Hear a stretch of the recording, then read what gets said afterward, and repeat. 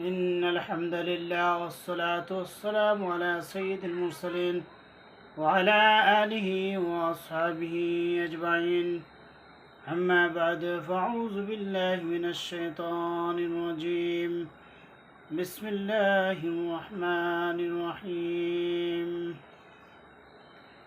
সম্মানিত ভিউয়ার্স, আপনাদের সকলকে প্রীতি শুভেচ্ছা ও আন্তরিক সালাম জানাচ্ছি। আসসালামু আলাইকুম ওয়া রাহমাতুল্লাহি ওয়া বারাকাতুহু।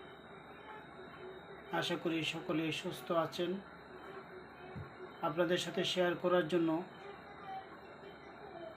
সুন্দর খতমে গাজে গান কীভাবে আদায় করবেন, খতমে গাজে গান কীভাবে আদায় করবেন সেটা নিয়ে শেয়ার করার জন্য আপনাদের সাথে উপস্থিত হয়েছি। খতমে গাজে গান যে আদায় করবেন সেটার সুন্দর একটা নিয়ম আছে। সেটা হলো,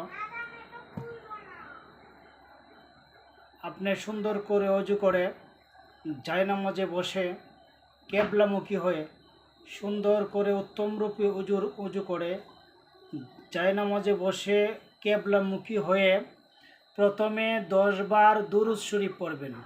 যে কোনো দুরূদ, সেটা হইতে পারে সবচেয়ে ছোটো দুরূদ, আল্লাহুম্মা সাল্লি আলা মুহাম্মদ, যেটাই পড়েন সাল্লাল্লাহু আলাইহি ওয়াসাল্লাম, যে দুরূদই পড়েন আপনি কমপক্ষে 10 বার পড়বেন।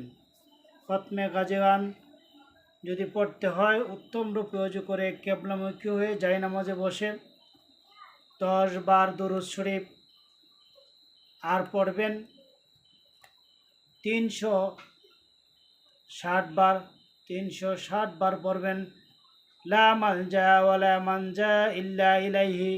360 বার পড়বেন লা মালজা ওয়ালা মানজা ইল্লা ইলাইহি।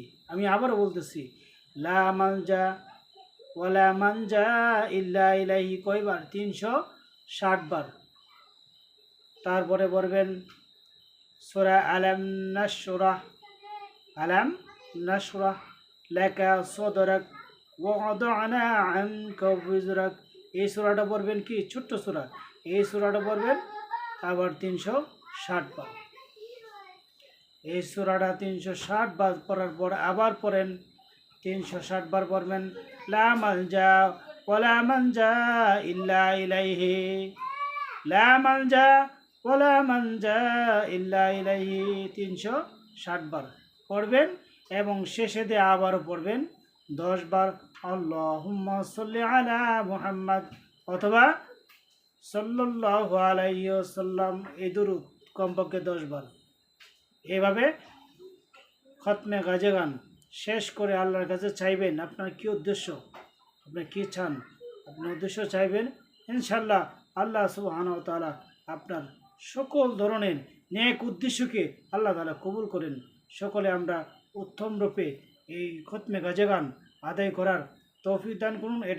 এটা যেহেতু এটা সুন্দর একটা আমল, এটা আমরা প্রত্যেকের আইডি থেকে শেয়ার করে দিই। যদি আপনার পাশে থাকেন তাহলে ইনশাল্লাহ সুন্দর সুন্দর আমল দিব, ইনশাল্লাহ থাকবেন। আশা করি সকলেই এটা শেয়ার করে দেবেন, যাতে এই আমলটা সকলে আদায় করতে পারে।